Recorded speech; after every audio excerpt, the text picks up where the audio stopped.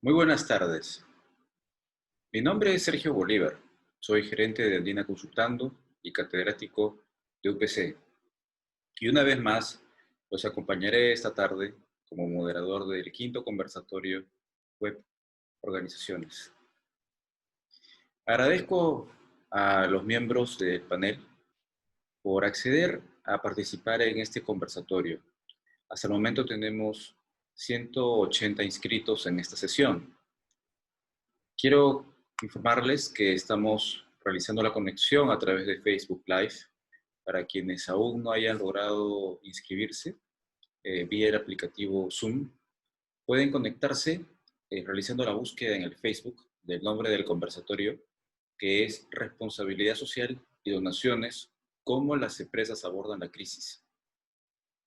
Este conversatorio lo estamos organizando en alianza con el PAD, la Escuela de Alta Dirección de la Universidad de Piura. El objetivo de este espacio es que se puedan generar reflexiones con un enfoque de propuestas que nos lleven a realizar propuestas para mejorar en el tema de responsabilidad social y las donaciones, más aún ahora que se pueden presentar eh, unos tiempos ya que se han visto dilatados con la cuarentena. Han habido rumores el día de hoy, sin embargo han sido desmentidos por el gobierno de un aplazamiento hasta nuevo aviso. Y los líderes de los negocios están afrontando de forma repetida una y nuevamente otra y otra vez la situación difícil de que pueden cerrar las puertas. Eh, Algunas empresas tienen que tomar la decisión de continuar o dejar de vincularse con sus empleados cuando no se tiene en cuenta o no se cuenta de repente con suficiente cash, ¿no? Por parte o liquidez. Y las organizaciones afrontan en este momento este problema y debemos verlo desde la dimensión ética de los temas. En este conversatorio esperamos revisar cuestiones tales como qué está sucediendo con las organizaciones en general y cómo están actuando con los stakeholders. ¿Se está siguiendo alguna línea de conducta ética que podamos decir que nos lleve a sembrar algún tipo de semilla para que tengamos una sociedad peruana mejor? Queremos que el panel nos ayude con estas reflexiones y propuestas que sirvan para conocer las acciones socialmente responsables, las donaciones y los avances en los temas de las empresariales, cuáles son estos principios rectores. Y en la materia legal, abordar las implicaciones en la protección al consumidor y lo tributario. Asimismo, queremos que estas reflexiones sirvan para poder aproximarnos mejor hacia la realidad con una vista de informaciones reales y menos distorsionadas o que generen confusión. Entonces, siempre buscamos en este espacio el honor hacia la verdad. Bueno, yo tengo el honor de moderar este espacio, este distinguido panel, cuyos aportes nos van a ayudar a comprender mejor la situación y que nos permitan retomar este crecimiento una vez superada la crisis del coronavirus. A continuación, voy a presentar al panel. En primer lugar, la doctora María Julia Sanz es abogada de la Facultad de Derecho y Ciencias Políticas de la Universidad Femenina Sagrado Corazón.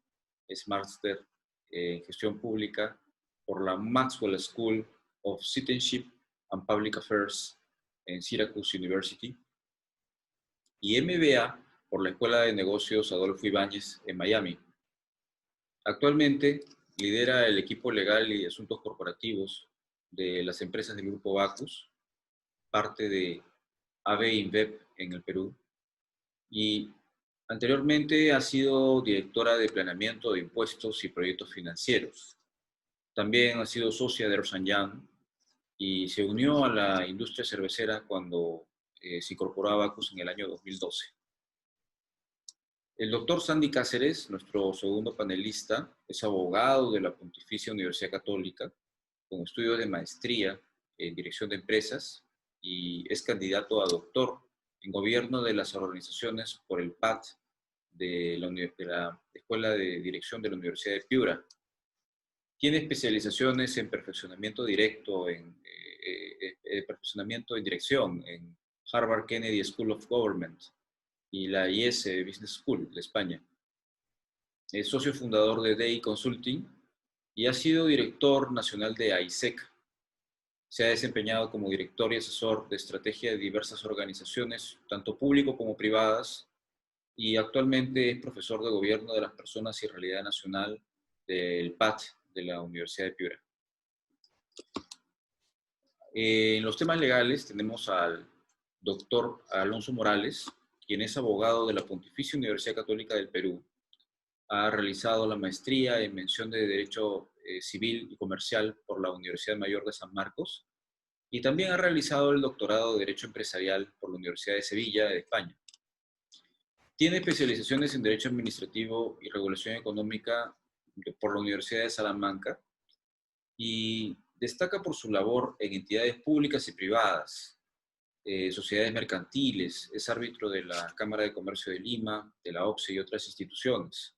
También ha presidido comisiones de protección al consumidor en IDECOP y CONACEF, y actualmente socio principal y jefe del área corporativa y de protección al consumidor, competencia del estudio Torres y Torres Lara Abogados. También nos acompaña del mismo estudio Torres y Torres Lara Abogados, la doctora Indira Navarro. Ella es abogada de la Universidad de Lima, tiene maestría en tributación y política fiscal de la Escuela de Posgrado de la Universidad de Lima y ha seguido especializaciones en política fiscal y tributación nacional. Actualmente es jefe del área tributaria y de responsabilidad social del estudio Torres y Torres Lara, directora ejecutiva de la revista del Peruano de Derechos de Empresa y también consultora del IFC del Banco Mundial para temas de obras por impuestos. Bueno, a continuación les voy a explicar en qué consiste la secuencia del conversatorio. En este caso, tenemos a nuestros panelistas y en este tema tenemos un bloque legal que va a tener entre cada panelista y el bloque legal 10 minutos aproximadamente para abordar el tema. Es decir, la doctora María Julia Sáenz, lo empresarial, el doctor Sandy Cáceres, lo académico, y un bloque legal que comprenderá 10 minutos aproximadamente y estará dividido en las intervenciones del doctor Alonso Morales en lo relacionado a protección al consumidor y la doctora Indira Navarro en lo tributario. Al finalizar estas exposiciones voy a proceder a leer las preguntas del público al primer panelista para que pueda responder. Terminadas sus respuestas, vamos a seguir con las preguntas al segundo panelista y finalmente en el bloque legal voy a leer las preguntas en su conjunto. En el caso de que algún panelista desee complementar las respuestas de otro, va a poder hacerlo porque vamos a tener el micro abierto. Pueden ir enviando desde ahora sus preguntas a través del icono de preguntas y respuestas que está en la barra inferior con un Q&A. Si hubiesen preguntas genéricas, al final daré una oportunidad de respuesta para ellos. Bueno, en primer lugar, tiene la palabra la primera panelista, la doctora María Julia Sáenz, para tratar los problemas de responsabilidad social y donaciones desde un enfoque empresarial. Su intervención será de 10 minutos aproximadamente. Doctora María Julia, cuando termine la exposición, por favor me indica que finalizó. Puede comenzar.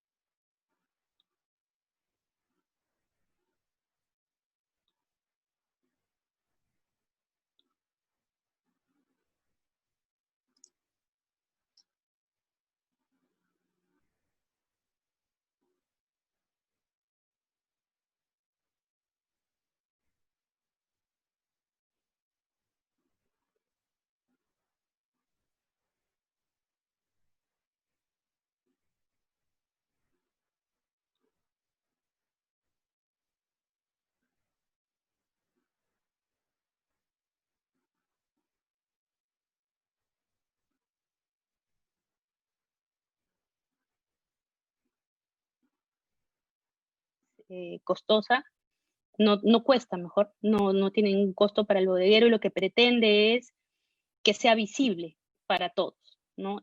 Funciona con geolocalización y le permite a la bodega no solo señalar dónde está, sino qué cosa tiene, y estamos aquí buscando alianzas de terceros para poder darle al bodeguero esta plataforma que le permita hacerse visible en la comunidad. Claramente, cuando volvamos de la cuarentena o durante esta, las formas de consumo variarán y habrán cambiado radicalmente, y lo que estamos buscando es hacer que este espacio de emprendimiento no pierda velocidad y que pueda mantenerse, y esta es una respuesta que estamos haciendo.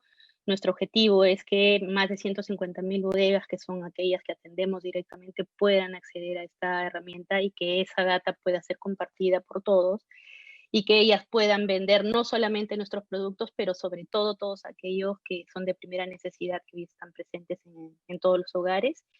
Tenemos también un proceso que se llama Guerrero Emprendedor. Lo que buscamos es, a través de una organización de voluntariado digital, en un proyecto que se llama Nos Hacemos Cargo, contribuir al desarrollo a través de la donación de tiempos y expertise de personas capacitando a personas, ¿no? Entonces son dos grandes apuestas que estamos haciendo en materia de sostenibilidad para acompañar a nuestros clientes. Las fotos se me cruzan. En relación con las marcas, decía yo hace un ratito, las marcas son marcas queridas, nuestras marcas tienen un propósito, cada una de ellas habla en un espacio. Les he traído solo 3 ejemplos. La primera es Cusqueña. Cusqueña, asociada a la gastronomía peruana, está buscando rescatar o cuidar que no se pierdan los trabajos y los ingresos de los pequeños restaurantes en todo el Perú. Esta plataforma Unidos en la Mesa lo que está buscando es que podamos ayudar a estos espacios para que, cuando sea posible que sean abiertos, podamos colaborar con ellos a través de la compra de certificados de donación, que la marca también igualará, buscando apoyar a estos espacios pequeños de barrio, de comunidades pequeñas o de provincia, que hoy por hoy están sufriendo realmente la crisis de manera sustancial, ¿no? Y estamos buscando aliados también, son plataformas abiertas, tenemos algunos socios que ya quieren unirse en este espacio para apoyar a los restaurantes del Perú. Pilsen también está haciendo una campaña muy importante en materia de defensa y de protección y de cercanía con el bodeguero, buscando conversar con ellos a través de las plataformas, y recordándoles que la amistad no tiene diferencias y la amistad verdadera está siempre presente, ¿no? Los patas bodegueros son ahora nuestra campaña especial en esta campaña, en este momento. Y Michelob Ultra, que es una marca que está asociada más bien al deporte y a la realización de actividades normalmente al aire libre o de bienestar físico, que está buscando estar presente a través de la articulación de organizaciones sin fines de lucro para incentivar el bienestar físico en este espacio de cuarentena. Es solo un ejemplo. Cristal está trabajando una campaña linda también, positiva, digamos, de retorno y de unión, que es lo que caracteriza a esa marca, etcétera, ¿no? En relación con las comunidades, decidimos que el agua que no podemos destinar a la fabricación de cerveza se destine a la donación directa de aquellos que puedan requerirla. Solicitamos una autorización especial para la autoridad del agua, y nos ha permitido hacer una donación masiva de agua en municipalidades y organizaciones que así lo requieran a través de cisternas. Envasamos también en un agua especial más de 1 millón de botellas, y decidimos que estas fueran dirigidas sobre todo a las Fuerzas Armadas, policiales y hospitales, y algunas entidades como la Beneficencia Pública de Lima, y a iniciativas como esta de la Casa de Todos, y en los hospitales y en todas las organizaciones armadas, que podamos proveer de agua a estos que son nuestros héroes de la calle, ¿no? Tuvimos además la capacidad de organizar una alianza por pedido de Salud, que recibió una donación importante de alcohol, y fuimos capaces, junto con otros aliados, de envasarlo y ponerlo en la mano de todos los hospitales que maneja de Salud a nivel nacional. Hemos hecho una alianza también importante en todas las organizaciones gubernamentales supranacionales, y hemos entregado una cantidad importante de nuestros productos en cada una de las municipalidades y comisarías y organizaciones de bomberos en todo el Perú. ¿no? Que permiten, digamos, mostrar nuestro compromiso como compañía centenaria en este espacio, ¿no? Entonces, básicamente el mensaje final, nosotros sentimos nuevamente, no somos una compañía socialmente responsable, somos una compañía sostenible que cree que la transformación de la sociedad peruana viene a partir del reconocimiento de la solidaridad de todos nosotros y que quiere mandar un mensaje positivo en este momento duro de que sí somos capaces de salir adelante por el poder de la unión. Muchas gracias. Muchas gracias, doctora. Bien interesante la protección a las personas y el enfoque que da Bacus al tema de la responsabilidad social. A ver, para continuar con el panel, eh, vamos a invitar tiene la palabra nuestro segundo panelista, el doctor Sandy Cáceres, quien va a comentarnos acerca del tema de responsabilidad social y donaciones desde un enfoque académico. Por favor, su intervención de 10 minutos y me indica, por favor, cuando haya terminado. Gracias. Sí, gracias. Muy bien, buenas noches a todos los que están conectados pues, por estos medios que ahora tenemos, ¿no? Que es el Zoom y el Facebook. Yo quisiera compartir también una pequeña presentación y que sirva para lo que estamos hablando, ¿no? Lo primero es del approach, el acercamiento que yo voy a hacer es hacer una reflexión sobre la responsabilidad social y antes entender qué es una organización, ¿no? Una organización, y para esto voy a usar algunos conceptos de Juan Antonio Pérez López, que fue director del IES, la escuela del IES de España, ¿no? Y entonces él decía que es una organización, es un conjunto de personas que realizan acciones coordinadas para conseguir resultados comunes, ¿no? Y en una organización, pues están estas personas, pero no necesariamente con los mismos motivos, ¿no? Hacen estas acciones, pero sí tienen un resultado común. Y cuando se hablaba concretamente de que era una empresa es una organización, es un tipo de organización, pero cuyo objetivo es el de producir y distribuir riqueza en la sociedad. Ese es el objetivo, ¿no? de una empresa. O sea, eso es una cosa importante. Una empresa para la sociedad debe ser uno de los elementos más importantes para dinamizarla. Entonces, volvamos entonces a las organizaciones, pero la empresa no está sola, ¿no? La empresa no está sola en la sociedad. En la sociedad, si quisiéramos hacer algún tipo de aproximación de cómo está compuesta, pues me gustaría utilizar esta, que es una manera de agrupar cómo funcionan los actores, los distintos actores en la sociedad, y podría decir que hay un eje económico, que son los que hacen el gasto público y el gasto privado, ¿no? En este caso, el gasto privado, pues lo hace la empresa, y el gasto público lo hace la administración pública. Pero también hay un eje social, y el eje social, pues lo representan los políticos, ¿no? Que representan intereses de grupos sociales, y la civil society. Aquí he puesto el término civil society, entendiendo que la civil society son las familias, es la sociedad real, ¿no? Para no identificar que a veces nosotros nos hemos acostumbrado a entender que en el término en español, que es sociedad civil, es principalmente usado para las ONGs, pero es más amplio. Y quizás en el mundo anglosajón se usa de una manera apropiada el término civil society, entendiendo que son los mismos quereres y la organización misma de la sociedad en base a las familias, ¿no? Entonces, vemos que hay más actores y que estos actores deben estar, en cierta manera, relacionados y con cierta interdependencia, porque todos se nutren, ¿no? Para resolver un problema, por ejemplo, un problema como el que tenemos ahora de una pandemia, un problema de salud pública, no basta con lo que hagan los políticos. tampoco con lo que pueda buenamente hacer la administración pública, ¿no? El ejército, la policía, sino que necesita mucho la colaboración de las empresas y de las propias familias, de la propia civil society. Y así hay una serie de problemas que necesitan ser abordados por todos y resueltos por todos, porque no podemos, o sea, los problemas son tan complejos y tan grandes que un solo actor no podría, ¿no?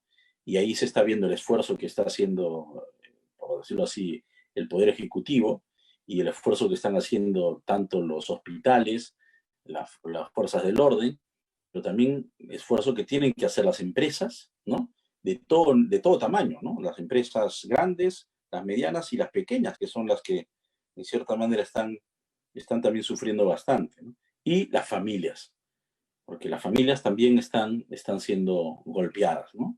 Entonces la pandemia le ha quitado, pues, ha paralizado a todos, le ha quitado dinamismo a nuestra sociedad, ¿no? Entonces, volviendo a focalizarnos en el tema de las empresas, pero toda esta reflexión de qué pueden hacer cada uno de los actores es fundamental, no solamente las empresas, ¿no? Entonces, ¿qué pueden hacer las empresas? ¿No? ¿Qué deben hacer y por qué deben hacerlo? Primero, lo que deben hacer es evitar que se destruya valor y riqueza en la sociedad, ¿no? Hay que pensar un poco en eso y hay que buscar algún tipo de ayuda o aproximación, primero con los que están más cerca, que son los colaboradores, los clientes, los proveedores, la comunidad donde se opera y también aquellos que pueden estar en gran necesidad, ¿no? Esa es una de las primeras cosas que puedo hacer. Me ha gustado ver lo de María Julia, estas ideas interesantes, ¿no? De acercarse a los bodegueros, ¿no? Y a la misma, el tema de las cisternas, ¿no? Porque no se produce cerveza. Entonces, iniciativas como estas creo que se tienen que pensar dentro de las organizaciones para ayudar, porque el objetivo es que no se destruya valor. Ya había dicho antes que la empresa era ese tipo de organización que produce y distribuye valor. Es decir, si se pierde valor en la sociedad, obviamente va a haber mucho menos que distribuir. Entonces es importante que se protejan las empresas y que las empresas mismas protejan ese valor que hay en la sociedad, ¿no? ¿Por qué deben hacerlo? Primero, como habíamos visto ese gráfico anterior, pues las empresas son parte de una sociedad, están aisladas, ¿no? Y todos dependen de todos, ¿no? Las empresas dependen pues de sus consumidores, pero también de sus proveedores, también de las políticas que ponga el Estado y viceversa, ¿no? Entonces esto es pensar cada vez más en el bien común que tiene que haber en una sociedad. Y creo que cuando hay crisis es donde se nos prueba sobre esta posibilidad, ¿no? De medir y ver qué tanto bien común o cómo vivimos el bien común en nuestra sociedad, ¿no? Es necesario que todos los actores se ayuden cuando tengan problemas, porque esto genera confianza y genera algo que en el Perú debemos ir incrementando, que es el capital social, ¿no? El capital social, porque en el Perú puede haber pues riqueza económica, pero si no hay capital social, que es la capacidad de una organización, de una sociedad, de poder colaborar, de poder cooperar y de poder resolver sus problemas, pues nos agarra en más desventaja, ¿no? Entonces, si una sociedad tiene más capital social, cuando vienen estas crisis, pues hay más tejido social para afrontar los problemas, ¿no? Y acá hay una cosa que pensar, ¿no? O sea, si ahora ayudan las empresas, cuando las empresas estén en riesgo, las familias serán las que las protejan. Esto también hay que pensar, ¿no? Y ver, ¿no? Porque ahora, pues sí, puede haber situaciones más vulnerables. Las empresas también se están afectando, pero puede ser que las familias, si esto no va bien, digamos, ¿no? Porque es una crisis internacional, pues muchas personas van a pasar de la clase media a una pobreza, ¿no? Y eso va a ser doloroso. Entonces, ahí es donde las empresas tienen que ayudar y pensar para que no se destruya ese valor. Y eso se va a ver en el futuro, que cuando ellas tengan problemas, también las familias, la sociedad en general, les va a proteger. Finalmente, quisiera poner algunas cosas prácticas, ¿no? La empresa tiene que ayudar a resolver los problemas con sus propias capacidades, obviamente, ¿no? O sea, no va a ser un sacrificio y poner en riesgo también su viabilidad, ¿no? Pero ahora que muchas empresas están paradas, pues hay algunas capacidades que no las usan en este momento y que las pueden poner en beneficio de otro, ¿no? Por ejemplo, el agua, que ahora me hace acordar lo que está haciendo Bacus, pues sí, efectivamente, porque está el agua que la utilizan y ya no se va a usar para las cervezas, pues se puede donar. Esto me parece genial y lo podrían hacer todas las empresas de bebidas, ¿no? Y así sucesivamente. Puede haber camiones de transporte que no los voy a usar porque estoy pues separado, pero los puedo poner a disposición para que se traslade alimentos, ¿no? Y entonces me ponía a pensar en que puede haber distintos niveles de prácticos de cómo hacer responsabilidad social. Lo primero es que una empresa no debe aprovecharse de la situación actual, ¿no? O sea, hay necesidad, pues las cosas pueden subir el precio, pues no hay que aprovecharse de esa necesidad. Eso es lo primero, el primer nivel que debería tener una empresa para hacer responsabilidad social. Lo segundo es que si tengo productos, pues puede ser una posibilidad de que los venda al costo, o inclusive al costo variable, ¿no? Para atender las necesidades actuales y futuras de las personas. Y puedo inclusive hacer crecer el mercado. Yo pongo un ejemplo concreto que es, por ejemplo, el pollo. A veces en un mercado lo podías encontrar a 20 y tantos soles y ahora veo que hay algunas propuestas de pollos a 12, a 14 soles. Entonces esto me parece una iniciativa interesante que inclusive puede ayudar a que se amplíe más el mercado. Y el tercer nivel podrían ser las donaciones, ¿no? Y en esto el Estado tiene que facilitarlas. Yo creo que vamos a estar muy atentos en escuchar al tema tributario, porque claro, muchas empresas quieren hacer donaciones. La vez pasada se estaba haciendo una gestión para hacer una donación de una empresa de harina y dio como 100 sacos, pero finalmente la donación es para la gente, para las familias. Entonces, ¿quién le va a entregar un certificado de donación? Yo creo que el Estado ahí tiene que adelantarse y facilitar toda esta colaboración que tiene que haber entre todos los actores de la sociedad, ¿no? Y finalmente, para terminar, si las personas naturales quisieran donar, primero creo que hay que preocuparse por el círculo más próximo, ¿no? Entonces, ¿quién es mi círculo más próximo? Pues no sé, el empleado del hogar, quizás no se ha quedado con nosotros y está en su casa, pues ¿cómo la estará pasando? Y el jardinero que venía a atender a veces las cosas en la casa o en el condominio, pues ¿cómo la estará pasando? O quien te lavaba el carro, o tu peluquero, ¿no? O sea, gente que tú le consumías sus servicios, pero que ahora están parados. Y para ellos es importante, pues los 10 soles que le pagabas, los 20 soles que le pagabas, no sé, esto sí hay que pensar porque es algo concreto y tienes las personas identificadas, ¿no? Y luego se pueden hacer acciones puntuales y de alcance controlable, ¿no? Que aseguren que lo que vas a hacer, pues llega al destinatario, ¿no? Y ya se están corriendo ahí varias iniciativas en donde pues hay depósitos en cuentas para un determinado grupo o ancianos o gente en barrios populares, ¿no? Es una manera concreta y práctica de cómo precisar la responsabilidad social. Muy bien, es todo por mí. De acuerdo, doctor Sandy Cáceres. Muchas gracias. Tiene la palabra el tercer y cuarto panelista para tratar el bloque legal. Todos los aspectos vinculados a protección al consumidor y tributarios. Aquí vamos a poner en audio al doctor Alonso Morales y la doctora Indira Navarro, que representan el estudio Torres y Torres Lara. Ya tienen una intervención total de 10 minutos. Por favor, procedan y me comentan cuando hayan terminado. Pueden comenzar, gracias. Gracias. Sergio, gracias al Padre Piura, a Andina Consultando, a Bacus y a todos ustedes por su presencia. Realmente lo que hemos escuchado es que hay una serie de decisiones empresariales que hacen una empresa sostenible o en el ámbito de la responsabilidad social empresarial. Pero todas esas decisiones tienen incidencia en el mercado, en la competencia y en particular en los consumidores. Ahora, ¿qué tiene que ver aquí el consumidor y la relación en Indecopi si, por ejemplo, le doné a una entidad del Estado una serie de bienes, o un centro de salud, o inclusive a sus médicos. ¿O qué tiene que ver el Indecopy aquí si le doné a una institución de caridad, ¿no? O inclusive a mis trabajadores? Eso podríamos pensar. Sin embargo, se olvida que el consumidor no solo es el que compra, sino el que usa o disfruta, aunque el Estado haya recibido una donación o comprado por él. Pero alguien dirá, pero no hay una operación lucrativa, fue donado al Estado o a una institución de caridad.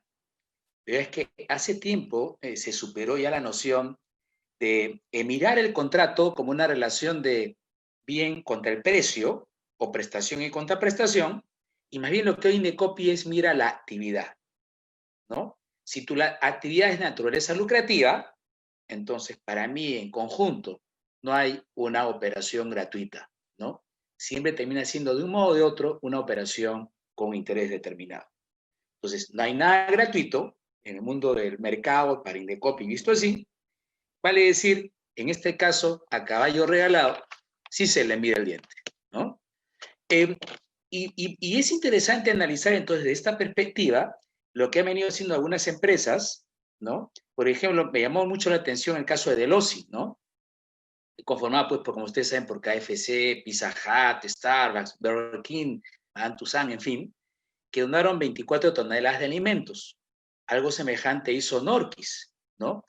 Y ¿quiénes fueron las donatarias, las que recibieron? Instituciones públicas, hospitales, médicos, personal de salud, bomberos, marina de guerra, y nos contaban de que hoy actualmente siguen recibiendo pues pizzas, etcétera, pollos, estos productos, ¿no? El personal de servicio médico. San Fernando donó a comedores populares unas 2.500 unidades de pollo, unas 4 toneladas, ¿no? San Antonio donó insumos a sus trabajadores, lo mismo hizo La Lucha.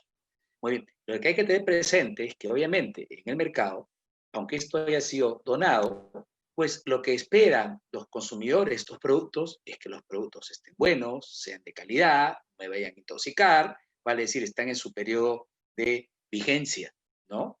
Y que correspondan a las unidades que se ofertaron. Un segundo grupo interesante de análisis, cómo esto incide en materia de consumidor, es lo que ha hecho ahora Perú, la Sociedad de Hoteles y de Comercio Exterior Comes, que salió un convenio con el Estado para, a partir de una tarifa solidaria, poder hospedar a los que venían del exterior y tenían que pasar la cuarentena, ¿no? Entonces, muy bien, el consumidor espera que se le informe adecuadamente de cuáles son los alcances de ese servicio, en qué consiste el alojamiento, se entiende los días de la cuarentena, que no son 40, sino sabemos que son alrededor de 15, ¿no? ¿Qué alimentación hay? ¿En qué consiste mi alimentación? Va a haber limpieza en mi habitación, va a haber servicio de lavandería, cambio de ropa, arreglo de la habitación. O sea, ¿qué me van a dar con precisión y con claridad? ¿No? Todo muy preciso, porque de repente no faltará un consumidor que piense que lo están discriminando también, ¿no? Otro ejemplo interesante, la Universidad de Piura, por ejemplo, redujo un 9% de las pensiones económicas al grupo de pregrado. Cuidado, podría pensar la gente de posgrado, ¿por qué no a mí? ¿No? ¿Cómo justificamos esto? ¿No hay una política discriminatoria? En realidad no la hay, porque simplemente podría justificar la universidad que es esa distinción, porque en buena cuenta los padres, los muchachos de pregrado son sostenidos por sus padres y que tienen un gasto fuerte y los profesionales sostienen su posgrado y que, bueno, pues hay un grupo un poco más debilitado económicamente ahí, ¿no? Otro tema que realmente es interesante es lo que ha pasado con las plataformas, ¿no? Que ha hecho Google, por ejemplo, acceso gratuito a videoconferencias premium, en estos días Facebook, ¿no? Información gratuita sobre coronavirus durante un año, y además de una donación de 720.000 mascarillas. Netflix, que ponía a los colegios un enlace de acceso a documentos muy buenos, a documentales, a colegios, ¿no? Pero como ya los colegios, vale, si eran enlaces que se determinaban en función de los colegios, pero como en este momento la educación está a nivel remoto, los ha puesto en YouTube por un año, ¿no? Y documentales muy interesantes y muy buenos. Naturalmente, todas estas experiencias de documentación pues tienen que cuidar las advertencias, ¿no? De quienes van a acceder, ¿vale? Es decir, personas de qué edad, ¿no? Si tienen que ser acompañados por padres o por profesores en la información que se está brindando. Y un último punto, con el cual concluyo, es la interesante experiencia que ha mostrado Amazon y la plataforma eBay, ¿no? Amazon eliminó 1 millón de artículos de limpieza y de limpieza personal de su plataforma por aumentar los precios deliberadamente o sustancialmente, ¿no?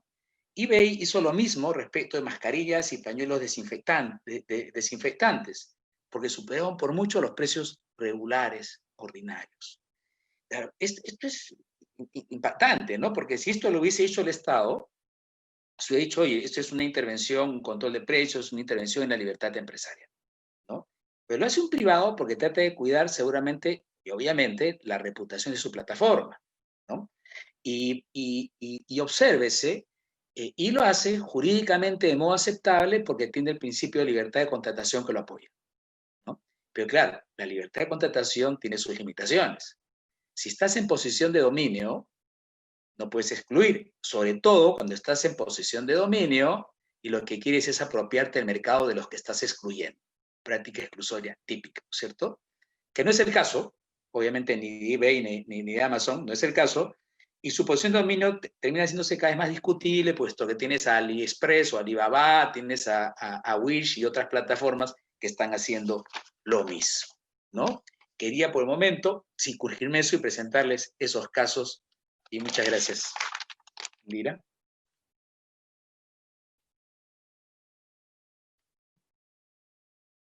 Bien, muchas gracias al PAD de la Universidad de Piura y Andina Consultando por la invitación. Vamos nosotros, en los minutos que nos quedan al área legal, a hablar de los temas tributarios en concreto. Mucho se ha dicho, mucho se ha visto en medios y me parece también que lo ha adelantado Sandy y lo vemos cada día, que se percibe, se siente, el empresariado siente que realizar desembolsos por gastos de responsabilidad social empresarial o realizar donaciones es caro. Y es caro y los desincentiva. ¿Pero por qué? Porque parece que nuestro sistema tributario, nuestro ordenamiento tributario se ha quedado un poco desfasado. Ejemplo, dentro de todo lo que han estado conversando los anteriores ponentes, vamos a tratar de englobar en 3 situaciones concretas el efecto tributario de todo lo que hemos estado conversando. En el caso de los gastos de responsabilidad social empresarial, no tenemos normas que nos establezcan cuando un gasto de responsabilidad social empresarial es deducible o no para efectos del impuesto a la renta. Entonces, como no hay una norma, el Tribunal Fiscal y el Poder Judicial han dicho qué es lo que ellos creen que es un gasto de responsabilidad social empresarial deducible. Pero dice cosas que no se adaptan necesariamente a situaciones como las que estamos viviendo en este momento. Ejemplo, acepta la deducción de gastos de responsabilidad social empresarial cuando hablamos de conflictos con la población, que no es nuestro caso actualmente. O para ver gastos que están alrededor del local donde opera la empresa, que no necesariamente es nuestro caso en este momento. O establece el Tribunal Fiscal que la acción debe estar prevista y regulada en el programa de responsabilidad social empresarial. Si en este momento revisamos nuestros programas de responsabilidad social empresarial, las empresas que los tenemos, ¿habríamos previsto el tema de la pandemia? Es muy poco probable. Entonces, frente a estas situaciones, y estoy hablando 3 de 7 u 8 parámetros establecidos, prácticamente estamos hablando de que los desembolsos podrían terminar siendo contingentes. Eso por el lado de la responsabilidad social empresarial. Vamos a lo más común, a las donaciones. Lo que ha sido mencionado varias veces, en el caso de las donaciones, nuestro sistema regular, ordinario, lo que dice es que la donación en principio no es deducible para efectos del impuesto a la renta. Lo dice claramente el 44 de la ley del impuesto a la renta. Y la única manera de que se permita esa deducción para efectos del impuesto a la renta es cuando estamos hablando de gastos realizados hacia el sector público o de donaciones efectuadas a entidades perceptoras de donaciones. Vamos a contextualizarnos. Domingo 15 de marzo, el presidente declara el estado de emergencia. Al día siguiente, empresarios ya estaban realizando donaciones, todas las que han estado mencionando los ponentes anteriores, e incluso habían colas fuera de las empresas donde se estaban dando donaciones no solamente al sector público, sino a las poblaciones vulnerables y a los mismos trabajadores. ¿Cómo lo maneja un empresario cuando tiene un régimen de donaciones que le resulta adverso y que le resulta contingente, que le exige que verifique que es una entidad que está inscrita en un registro, en un padrón, que es muy probable que no preguntamos y que ni siquiera a la SUNAT le podíamos consultar porque no estaba atendiendo.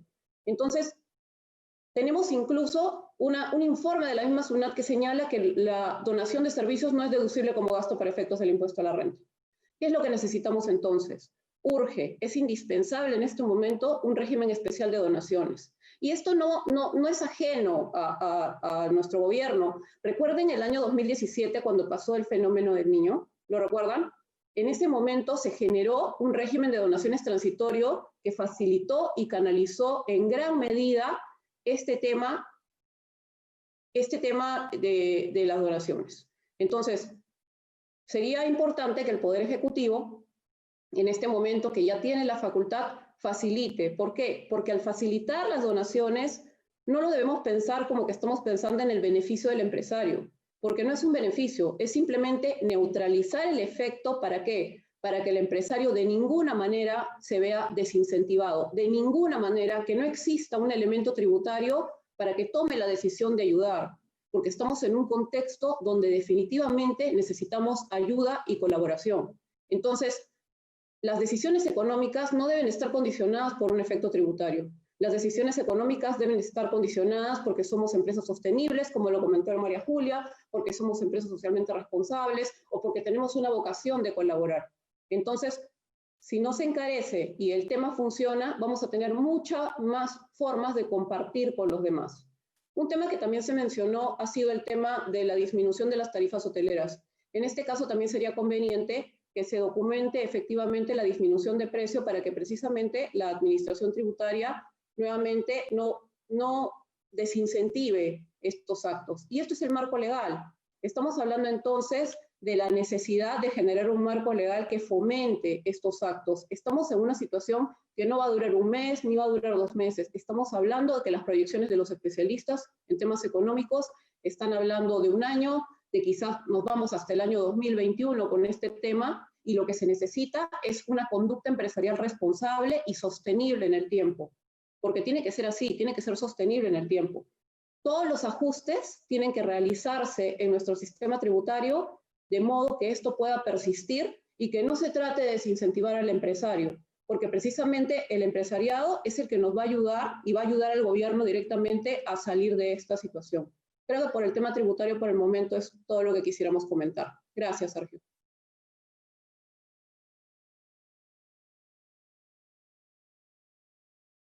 Muchas gracias, doctores.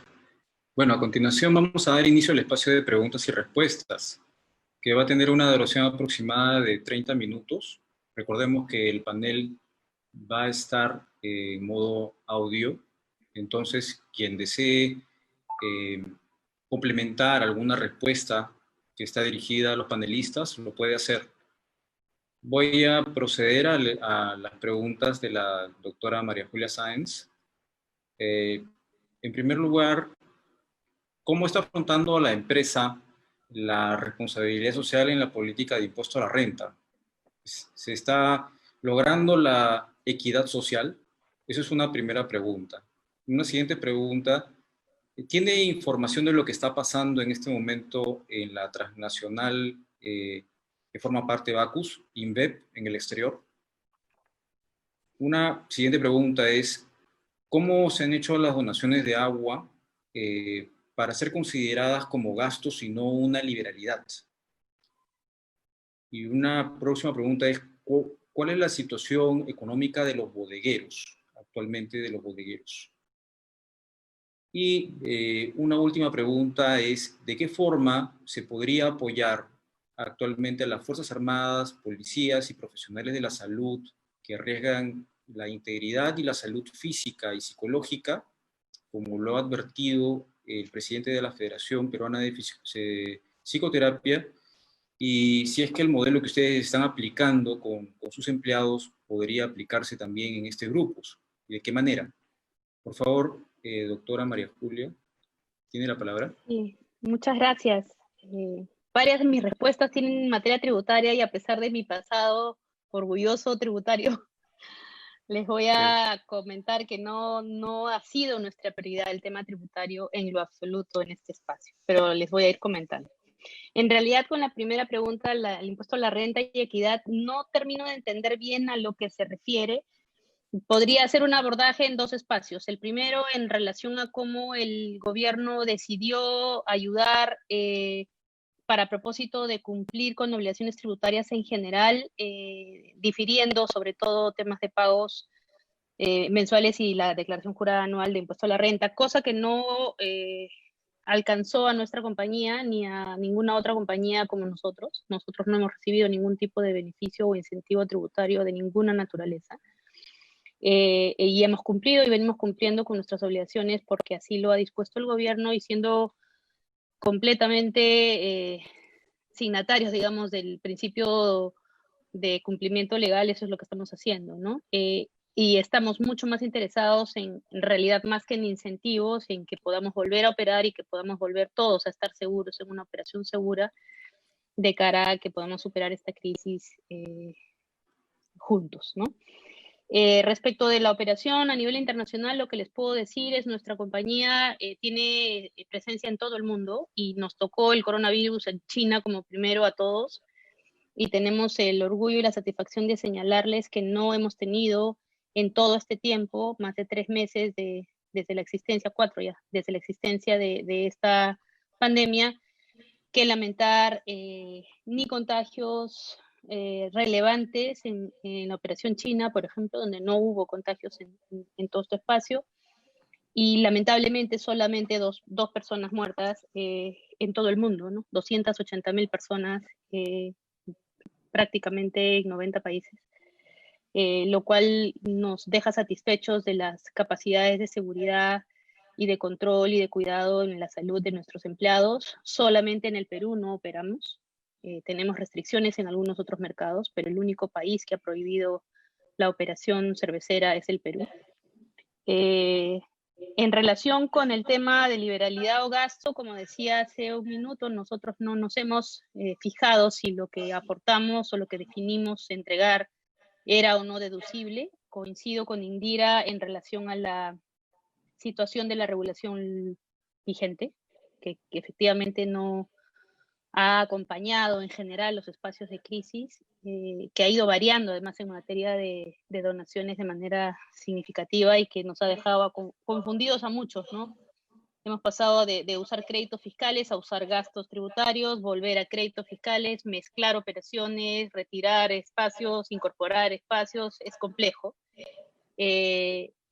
Sin embargo, creo que en aplicación de los principios básicos de la tributación podríamos reconocer ciertos espacios de deducibilidad asociados también al principio de causalidad, porque finalmente, como decía Sandy en su presentación, nosotros, las empresas, somos parte de la comunidad y somos generadores de riqueza, y la riqueza que nosotros generamos es la que tributa.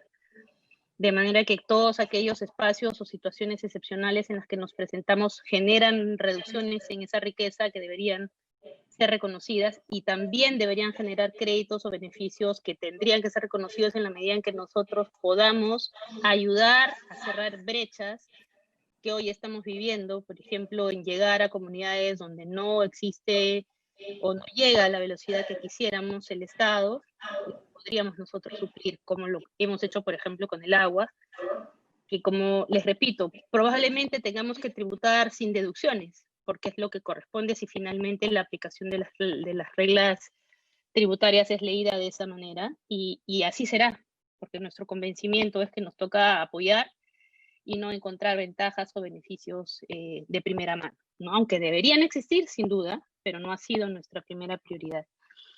En relación con el tema de los bodegueros, la verdad es que estamos muy preocupados.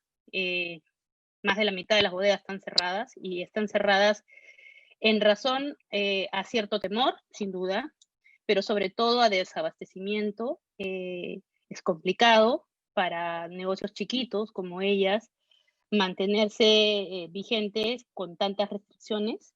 Desde el lado nuestro, nos preocupa de manera importante, la cerveza equivale al 30-35% del ingreso del bodeguero, es lo que más vende, lo vende y lo ayuda, digamos, en capital de trabajo, y sabemos que eso no existe hoy, son 5 semanas ya que no nos es posible venderles, y claramente se empieza a sentir esta situación en su precariedad económica y como les decía, lo sabemos, estamos en contacto con 150.000 todos los días que nos están constantemente pidiendo volver, y está nuestro compromiso de hacerlo cuando así lo decida el gobierno y poder cumplir evidentemente con todos los protocolos de seguridad que así se requieran. Nos sentimos confiados de que eso es así. Compartimos la semana pasada la experiencia mundial de AVI en un webinar como este con la Sociedad Nacional de Industrias, donde pudimos mostrar nuestras experiencias en todos estos países. Hemos hecho nuestro protocolo, lo hemos definido en general también con todos los productores de cerveza. Es la primera vez en la historia del Perú que todos los productores de todos los tamaños hemos hecho un protocolo juntos. Ha sido entregado al gobierno para su consideración y hemos podido compartir mejores prácticas para cuidar el retorno seguro de nuestro proceso cervecero, que esperemos sea pronto, ¿no? Y la última pregunta en relación con qué hacer para ayudar a Fuerzas Armadas, Policía Nacional o población en general que atiende esta emergencia. Miren, yo creo que cada uno de nosotros desde el espacio donde se encuentra tiene mucho que hacer. Primero que nada, cumplir con la disposición del gobierno. Creo que no podemos no ser solidarios con estas personas que arriesgan su vida y dejan a sus familias para salir a cuidarnos. Tenemos que ser responsables individualmente de cumplir con todas las condiciones que el gobierno establece, como personas individuales, con nuestros hijos, con las personas que tenemos en nuestras casas, con la distancia social, con el aislamiento, con el bloqueo químico, el físico, usemos la mascarilla, el lavado de manos, son cosas básicas que realmente necesitamos usar. En segundo término, miremos al costado, siempre hay algo que hacer.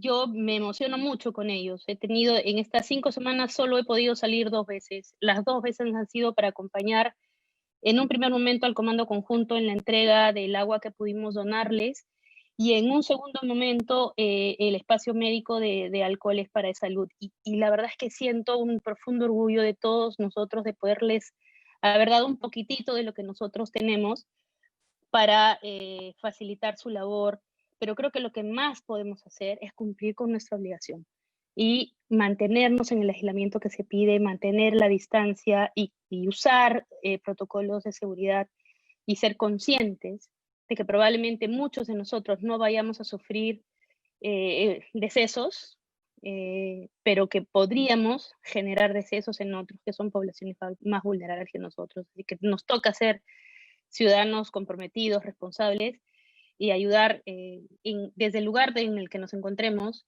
con las conductas individuales que se nos pide tener. Gracias.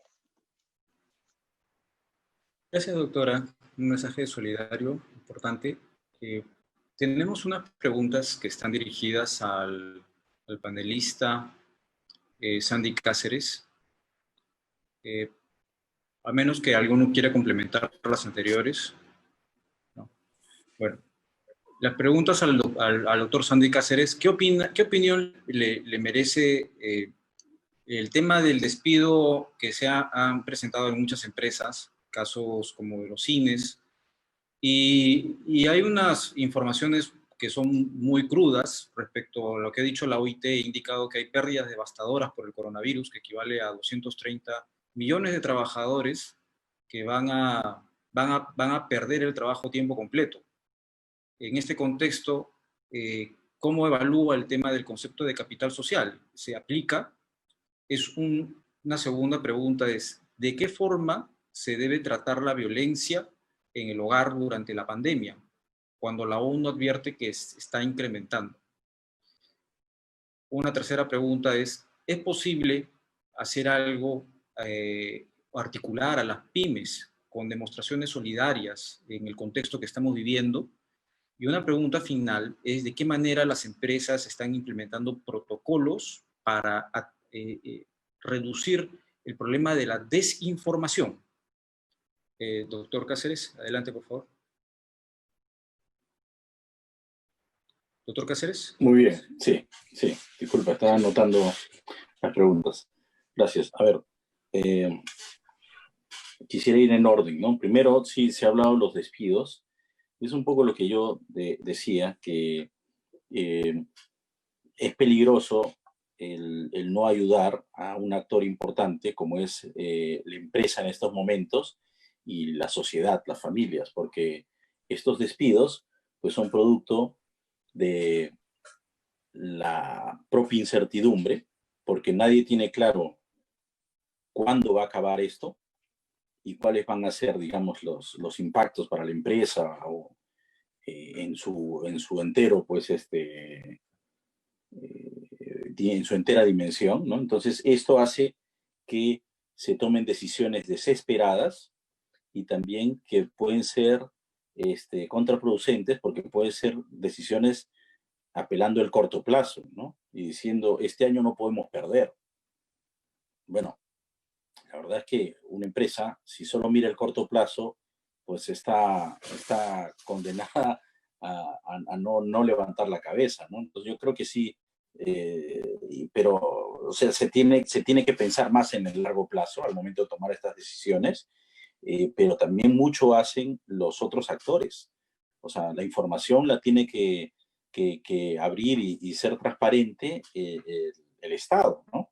Entonces, en este caso, otra vez vuelvo a la precisión y concateno este tema del capital social, es que si no tenemos esa confianza entre todos los actores, si se piensa que solo lo va a resolver el Poder Ejecutivo, es un error, ¿no? Y si se piensa, porque puede ser nuestra costumbre acá, que quien parte la torta y quien decide finalmente es el Poder Ejecutivo, pues creo que debemos aprender cómo se hacen en otros lados, ¿no? En otros lados probablemente son las empresas las que tienen este protagonismo de hacer, de sacar adelante a la sociedad de los problemas, ¿no?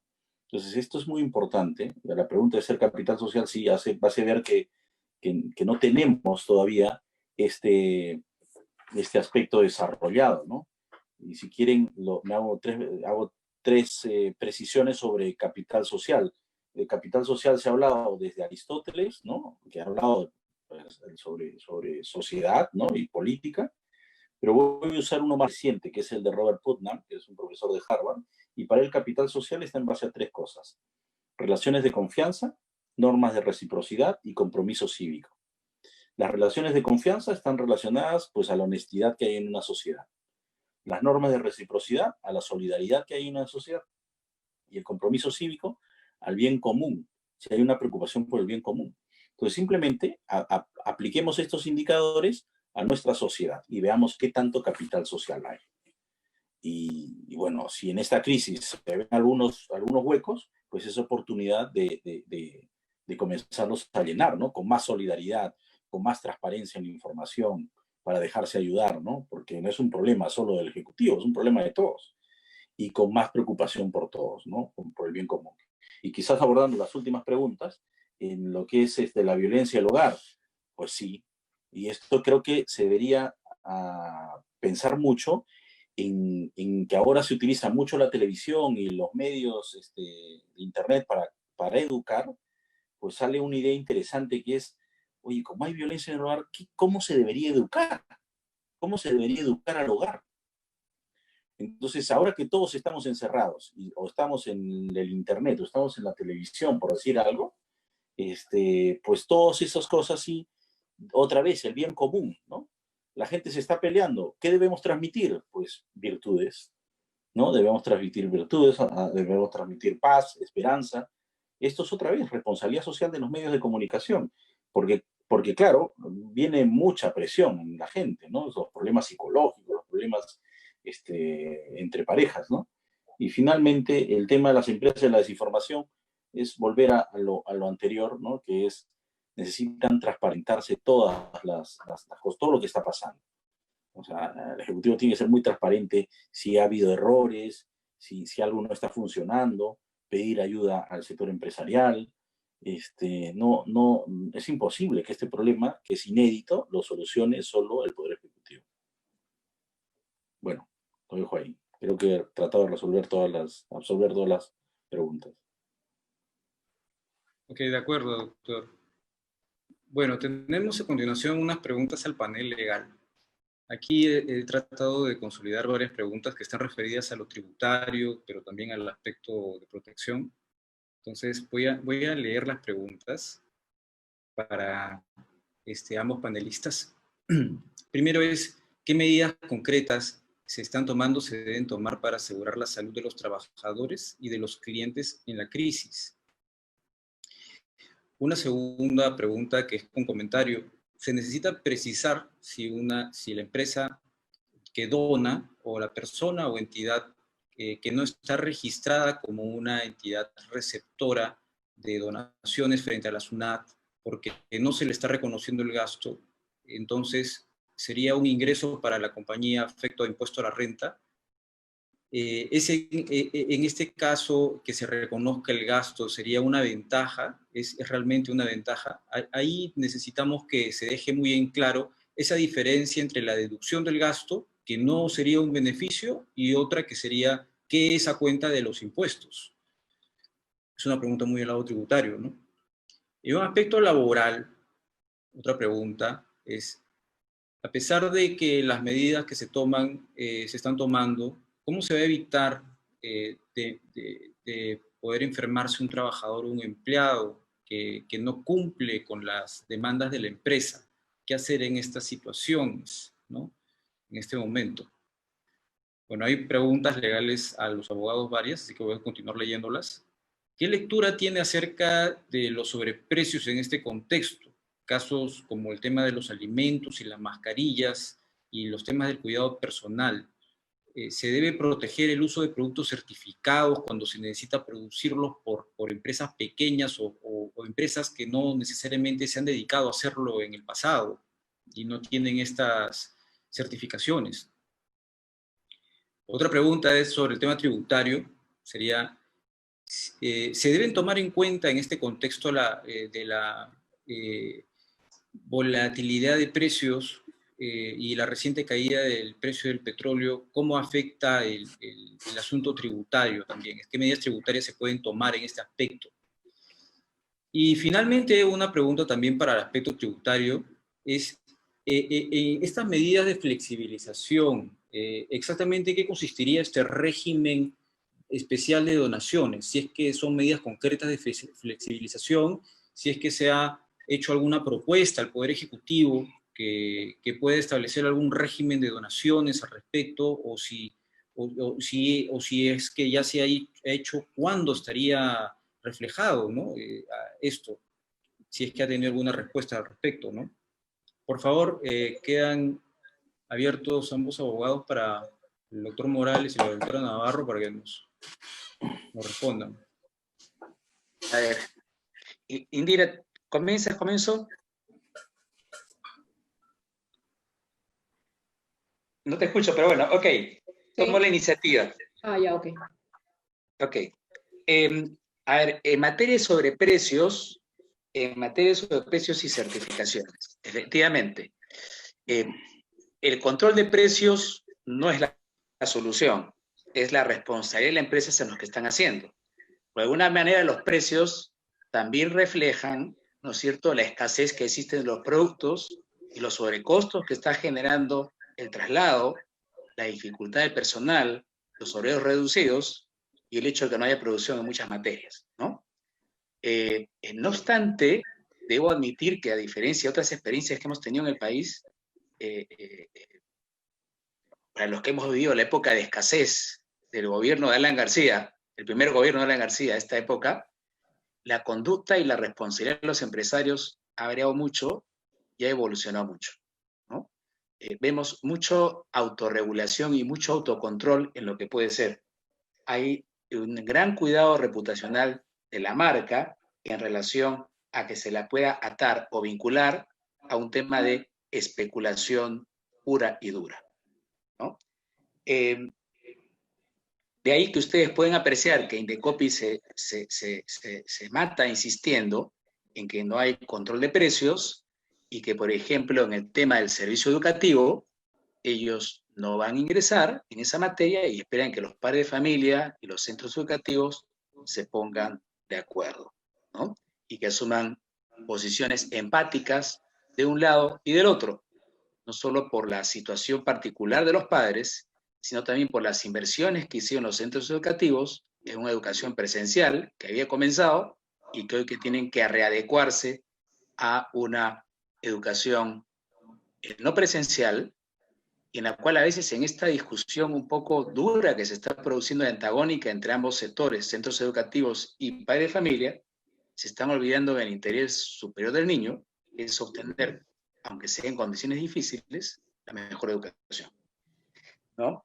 Las certificaciones son otro problema, que ahora han sufrido algunos países, ¿no?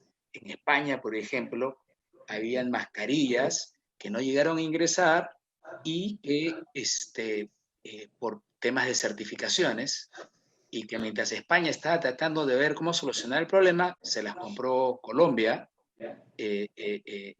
y tenían problemas con las mascarillas, tenían problemas con los kits, ¿no? de descarte de esta enfermedad.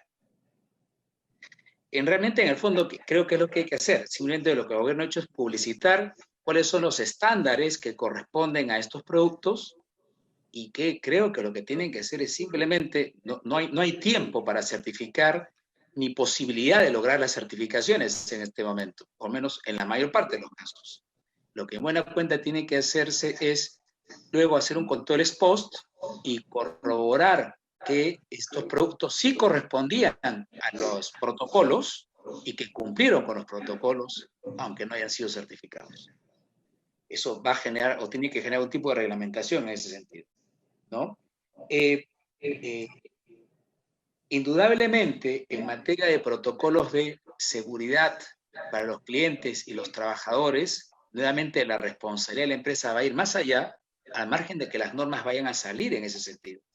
No me cabe duda que para el caso laboral, el protocolo va a empezar desde el momento del recojo, si se trata de transporte personal, hasta el ingreso, durante las labores en el centro de trabajo y también a la salida, ¿no? Y en relación a los clientes, pues tiene que haber un poco mayor de rigor, no solamente en estos procesos de desinfección al ingreso de los establecimientos, sino también sobre todo en las distancias, ¿no? Que en general no se respetan y que lamentablemente por ese afán, digamos, entiendo del gobierno, ¿no? De tomar medidas de restricciones horarias, por ejemplo, para los retail, para los supermercados, lo que hace es generar más bien mayor concentración en menos horas de personas con un menor distanciamiento, ¿no? Hay que tener cuidado en esta regulación. No sé si se me está escapando alguna pregunta. En todo caso, vuelvo a mientras tú subes las tuyas, Indira, voy repensando alguna otra pregunta que se me puede escapar. Bien, nosotros vamos entonces a comenzar a hablar de los temas tributarios. En primer lugar, nos parece valiosísimo y extraordinario el altruismo con que están operando muchas empresas, las cuales evidentemente no lo hacen bajo ninguna circunstancia de obtener algún beneficio. Pero sí es cierto que también hay un sector de micro, de pequeñas y medianas empresas que tienen mucha voluntad de colaborar, pero no necesariamente tienen las capacidades económicas para hacerlo. Por eso es que sí necesitan que el régimen de donaciones no los perjudique, por lo menos que no les genere daño, o por lo menos que no defina cuánto es lo que van a donar. Si el régimen no los perjudica, entonces la donación sería mucho mayor. Acá deberíamos pensar más bien en una suerte de responsabilidad social más estratégica, que no tiene nada de malo. Ir por lo menos filantrópico e ir por lo más estratégico cuando estamos en un nivel de personas que tienen toda la voluntad de donar, pero que necesitan que la responsabilidad vaya de manera transversal en la empresa. Un área de responsabilidad social empresarial que pueda, de manera estratégica, lograr tener el consentimiento de la gerencia, el consentimiento de un directorio y el consentimiento del equipo tributario para poder seguir adelante.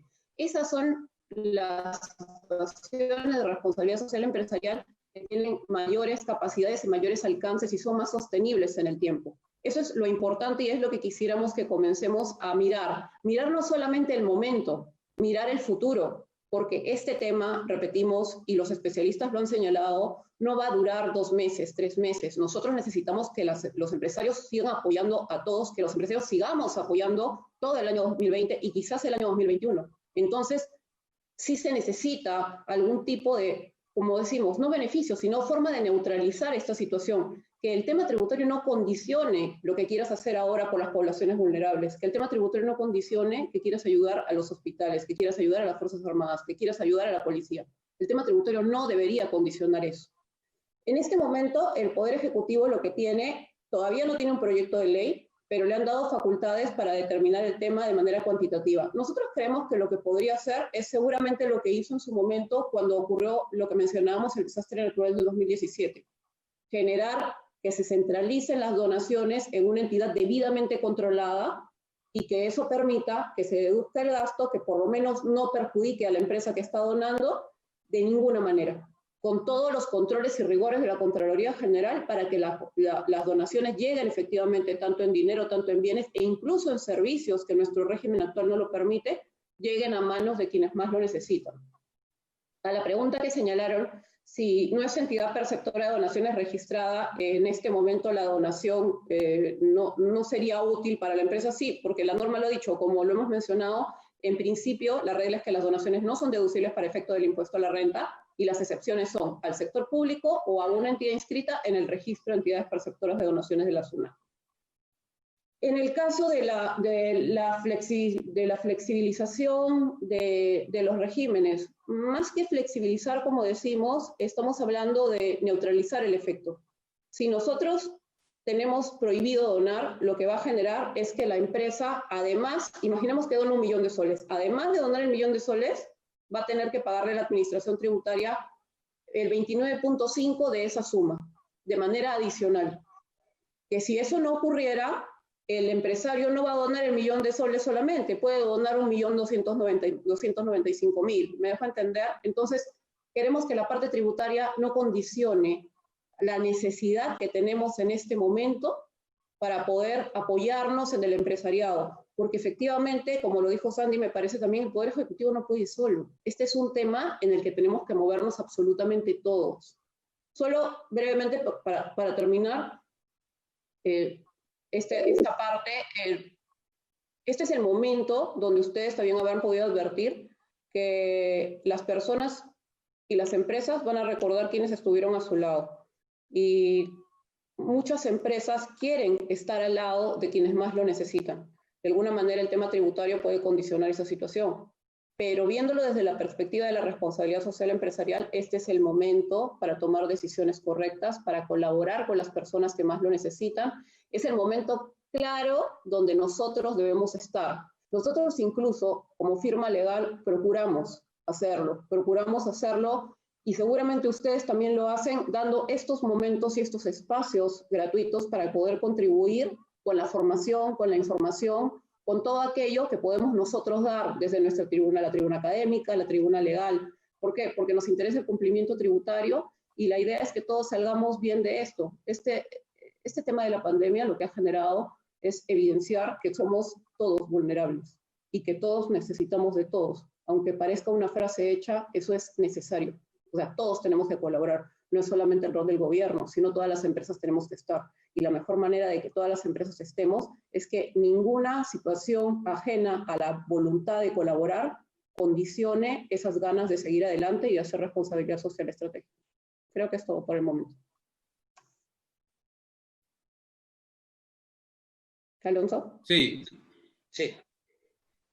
¿Algo más que quieran agregar, doctor? Yo quisiera aprovechar mi condición de estar panelista. Lo que pasa es que escuché muy atenta la exposición de María Julia y la verdad que me ha sorprendido gratamente porque de repente no conocía tan de cerca lo que están haciendo en este momento Bacus. Y, digamos, quería comentar algo y preguntar algo, ¿no?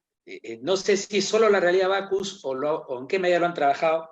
Indudablemente, hacer lo que hacen que una empresa sea sostenible y genere sobre todo esa empatía con sus stakeholders, porque de buena cuenta es lo que han logrado, ¿no? Creo que no hay mejor escenario para hacer una empresa sostenible que la empatía con tus stakeholders. ha generado una inversión fuerte de ellos, indudablemente, y todos sabemos que en las empresas lo que genera, hay dos formas de generar valor, ¿no es cierto? O muchos ingresos o menos gastos. Obviamente, un tema de la sostenibilidad implica invertir, no decir gastar, en tus stakeholders para lograr esa empatía, ¿sí? Y eso implica un alineamiento y que lo entiendan bien los accionistas, ¿sí? Implica naturalmente un trabajo muy fuerte e importante de los gerentes o administradores para que los accionistas entiendan en qué, de alguna manera, cómo es que este interés social que antes era visto como el lucro máximo para el accionista, hoy se ha visto en el sentido de que hay una parte que tienes que invertir o gastar para que tu empresa sea sostenible en el tiempo, ¿no? Y que esta parte del gasto, que muchas veces planifica y lo toma como iniciativa el gerente, es porque en buena cuenta está velando por el interés final del accionista en una empresa sostenible, ¿no? Entiendo que InBev debe haber producido un trabajo muy, muy fuerte en ese sentido y tienen ustedes unos accionistas convencidos de ello, ¿no?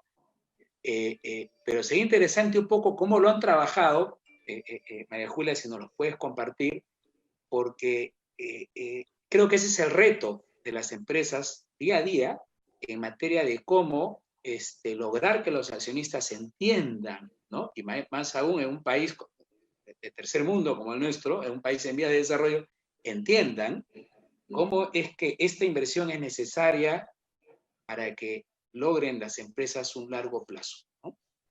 Ya sé que hay ejemplos en el sector minero, pero me gustaría un poco conocer más la experiencia de usted. Te agradezco, Alonso. Mira, yo creo que la compañía en general y todas las compañías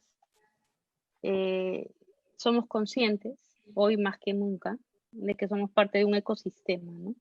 No estamos separados entre comunidad y Estado, entre empresas y personas, somos todos parte de un ecosistema y los problemas no se tercerizan, ¿no? No enviamos a la luna nuestros problemas a ver cómo se resuelvan, ¿no? Es un ecosistema y creo que esta crisis te está demostrando que aunque no te guste, eres parte de él y lo que tú hagas puede tener un impacto positivo o puede tener un impacto negativo. Entonces vuelves al sentido de propósito, ¿no? ¿Cuál es tu propósito en el mundo? Y eso es lo que nosotros estamos haciendo. ¿Cuál es la razón de ser de Bacus o de una compañía de AB InBev? ¿Qué pasaría si yo no existiera? ¿Quién me extrañaría? Pasas de preguntarte eso. Si nadie te extraña porque no estás, quiere decir que no importas, ¿no? Entonces, un poco esa pregunta más filosófica, si quieres. Además, ¿qué pasa? Porque la gente en general ha dejado de percibirse como un recurso y pasa a ser un valor, ¿no? Y el ser humano deja de buscar la supervivencia para encontrar la trascendencia, ¿no? Entonces, en esa conversación que puede parecer muy soft, realmente está la respuesta de lo que hoy nosotros sentimos que tenemos que hacer. Las compañías no existen para maximizar las utilidades de sus accionistas. Las compañías existen para maximizar la felicidad de las personas. Y yo creo que las empresas tenemos la capacidad de hacer que esa felicidad sea gigante, ¿no? Porque nuestras labores, y por empresas me refiero a organizaciones chicas, grandes, medianas, mega, como Bacus, tenemos una capacidad de generación de felicidad a través de esa riqueza, digamos, que se comparte, que no podemos sino ser de esa manera. Y yo siento que los accionistas de mi compañía hoy más que nunca empiezan a sentir que eso es así, ¿no? Me parece que la utilidad es fundamental, creo que es un crimen no tener utilidades, digamos, una compañía existe evidentemente para ser rentable, pero el cómo es más importante, hoy más que nunca, ¿no? Estamos buscando tener un espectro positivo en los espacios en los que nos movemos, y hoy ya no pensamos solamente en el accionista, pensamos en las personas que trabajamos allí, pensamos en los accionistas sin duda, pensamos en las comunidades en las que estamos, pensamos en el ambiente, ¿no? En el daño o el beneficio que nuestro actuar genera en el planeta. Y mira lo que ha pasado con el RIMAC en estos días, o con la Costa Verde, o con nuestros cerros andinos, o nuestros cielos. Esa es una respuesta del espacio en el que tenemos que ser todos conscientes que somos parte de esa simbiosis, ¿no? Entonces, siento que a partir de esa construcción es que se suman factores más que se restan, ¿no? Siempre vamos a buscar ser eficientes, siempre vamos a buscar poner las inversiones donde reditúen más, pero las pensamos desde la perspectiva de la participación más que del recurso, ¿no? O sea, no es esa optimización de los recursos son finitos y hay que pelearse por ellos y competimos y gana el mayor, el más eficaz, el más eficiente. Ese concepto de estamos en guerra creo que va variando, ¿no? Quizás en el mundo hemos experimentado una serie de transformaciones y las empresas o los negocios no han sufrido el mismo nivel de transformación y se siguen comportando la mayor parte de ellos como si fueran estructuras de guerra, ¿no? Con jerarquías, con disposiciones de mando, olvidado de espacios más soft, más quizás de energía más femenina, si quieres, que hoy empiezan siendo muy importantes porque nuestra vida transcurre en un espacio de negocio mucho más que en un espacio de casa. Nosotros no estamos buscando el equilibrio casa-trabajo o vida de familia, vida empresarial. Lo que estamos buscando es más bien una combinación, ¿no? Que básicamente integre al ser humano que trabaja y que tiene una familia. No que busca un pedacito de su tiempo para trabajar y un pedacito de su tiempo para compartir con su familia. Y creo que este espacio, por ejemplo, de cuarentena que hoy vivimos, nos compele a eso, ¿no? Pero yo tengo un hijo y estoy a veces más en este escritorio que con él estando físicamente juntos. Y te empiezas a dar cuenta que no necesitas equilibrio, lo que necesitas es integración, ¿no? Esa es la discusión que estamos teniendo y por eso es que yo decía, yo no me gusta mucho hablar de responsabilidad social porque es como una etiqueta en un pedazo de soy responsable y vendo y compro y pago y tengo finanzas y tengo recursos. No, soy un todo, ¿no? Una entelequia de personas que están buscando generar felicidad, ¿no? Ser extrañados si no estuviéramos. Es un poco la filosofía que tenemos. Interesante, gracias. Muy bien.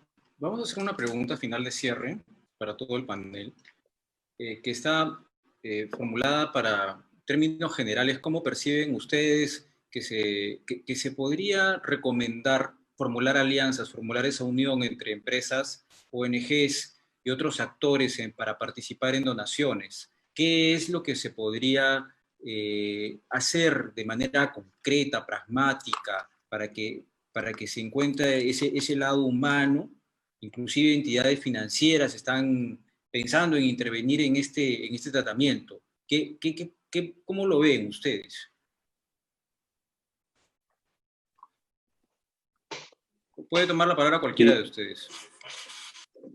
Bueno, si quieres, aunque está ahí Alonso. Sí. ¿Quién habla? No lo sé. Sandy, comienza tú, yo te sigo. Sí. O sea, me hace pensar que a veces se muestran propuestas muy grandes y muy, digamos, por decir, me acuerdo un chiste que alguien me hizo, muy napoleónicas, ¿no? Es decir, que son unas aventuras grandes que las grandes empresas y no sé qué cosa, ¿no? Y eso que a veces es muy grande, resta, digamos, interés. Es mi percepción. Creo que también se tiene que motivar mucho lo micro, las cosas pequeñas, ¿no? Es decir, la ayuda entre vecinos, la ayuda entre amigos, la ayuda entre familiares, iniciativas pequeñas, como en provincia se hace. Esto se ve dentro del tejido, ¿no? Porque si no, se piensa que solo los grandes son los que aglutinan todas estas iniciativas, que seguro van a pasar, ¿no?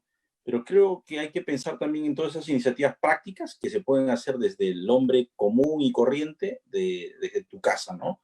Como decir, oye, los chicos que están cuidando ahorita el condominio, les doy un ejemplo en mi caso, ¿no? Los chicos que están cuidando el condominio, pues están quedándose a vivir casi acá, y todos nosotros nos turnamos en alimentarlos desayuno, almuerzo y cena, ¿no? Y después preocuparse, ¿no? Oye, el peluquero que me cortaba el pelo, no sé, en el club y que era variable, ¿qué hago con él? O sea, ¿cómo será este señor? Le hago una llamada, le digo, ¿cómo estás? No sé qué cosa. O en el caso mío, por ejemplo, la señora que nos ayuda en la casa, pues ya van a ser 2 meses que está fuera. Entonces, lo que yo tengo que hacer es, oye, te voy adelantando algo, ¿no? Porque también veo que tiene necesidad, ¿no? Entonces, creo que esto hay que, o sea, está muy bien lo grande organizarse, ¿no? Pero también lo chico, lo micro, ¿no? Y creo que no pude responder una pregunta que ahora vi que era el tema de agrupar a los pymes, ¿no? Yo creo que sí, es importante agruparse, pero hay que encontrar primero los intereses, ¿no? Pero no solamente basta que estemos agrupados, sino que hay que organizarnos. Y ese es todo un reto, que sepamos organizarnos, ¿no? Y estoy pensando en esta crisis y que ya pasará en algún momento. Pero lo otro es que creo que en nuestra sociedad necesitamos desarrollar algunas estructuras de participación. O sea, cómo nos hacemos escuchar, ¿no? Desde lo micro hasta lo macro. Es decir, cómo se hacen escuchar las pymes. ¿Las escuchan?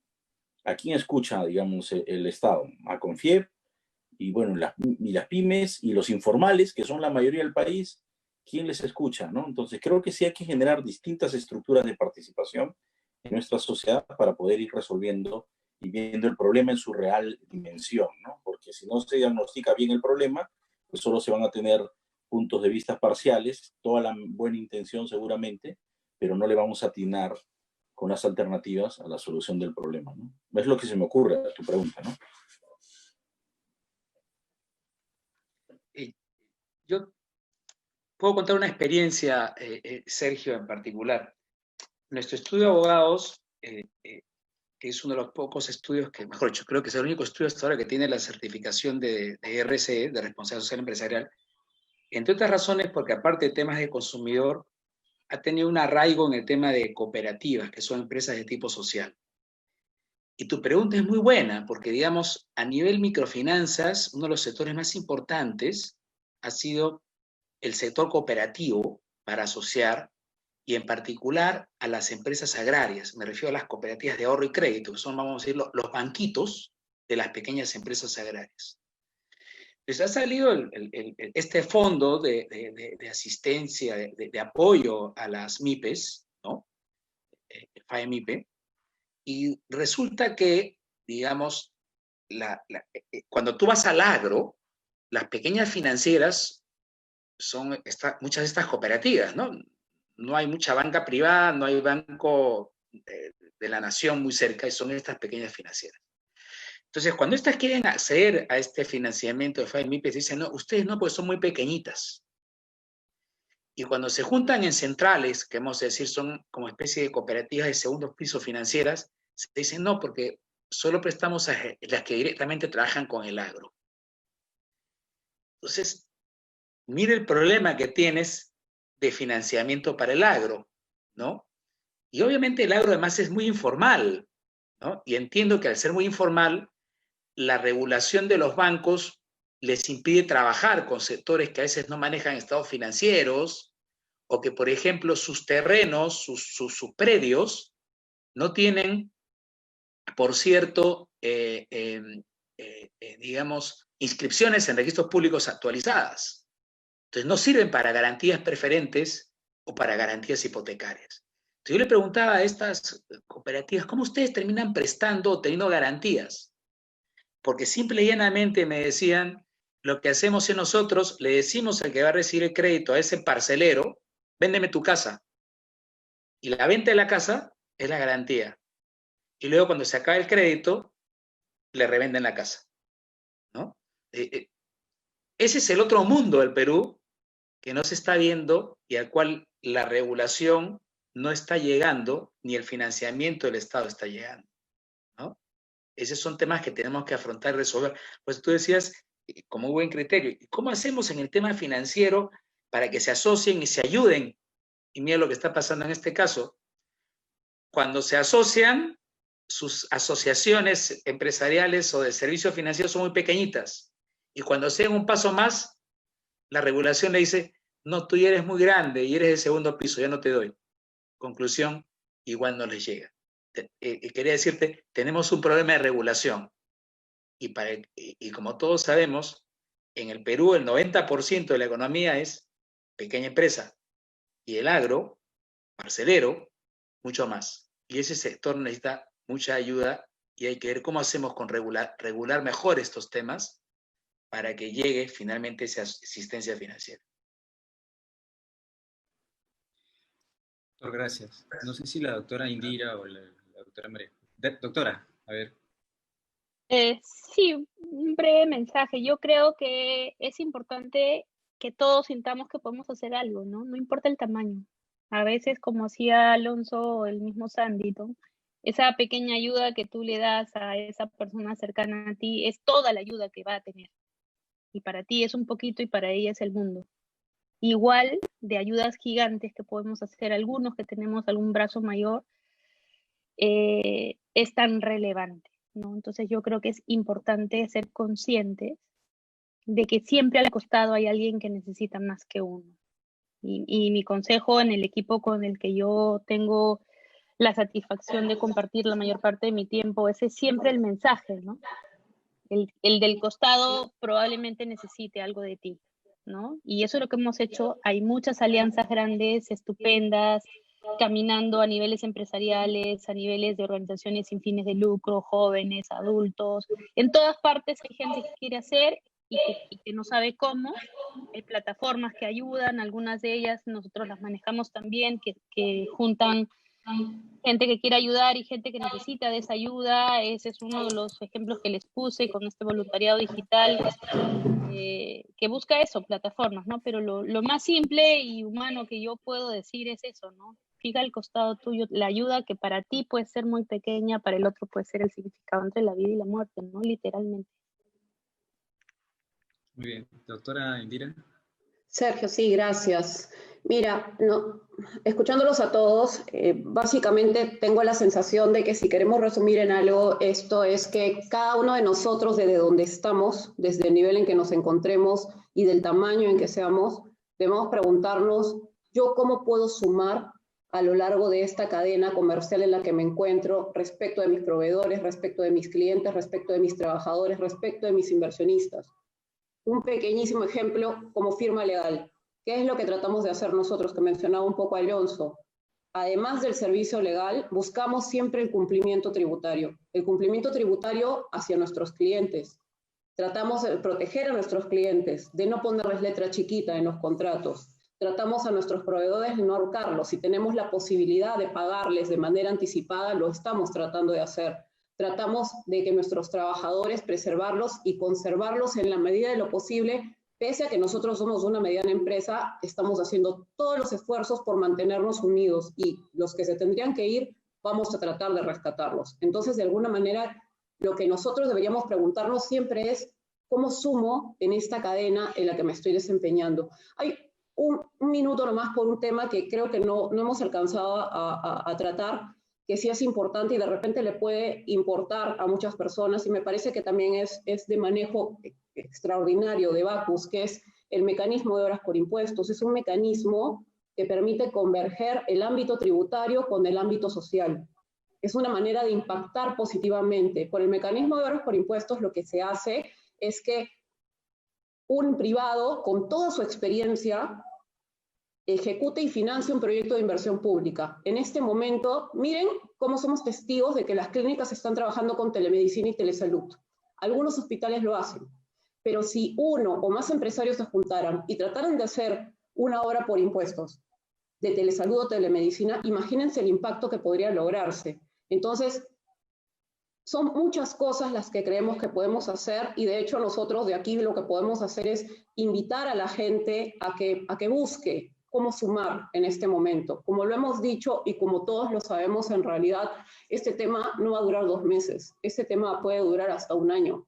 Y realmente el tema de salud está en colapso. Y creo que también una forma de que podremos ayudar es convocando a las empresas a que se interesen de repente en sus políticas internas, a mentalizarse, a colaborar, de repente pensando en hacer una obra o solos o en conjunto, si es que no tienen los recursos, vinculada a la salud. Y eso podría generar muchos efectos positivos. Creo que eso sería todo lo que podríamos comentar. Bien. Bueno, hemos cumplido con el tiempo, por lo cual las preguntas que no han sido contestadas vamos a generar un material que va a ser publicado en nuestras redes con toda esta ponencia, este conversatorio, tanto del PAD como de Andina Consultando. Y quiero agradecer al panel especialmente por su dedicación y los buenos aportes que han realizado. Sin más que añadir, muchas gracias y manténganse a salvo en sus casas y cuídense. Buenas noches. Buenas noches.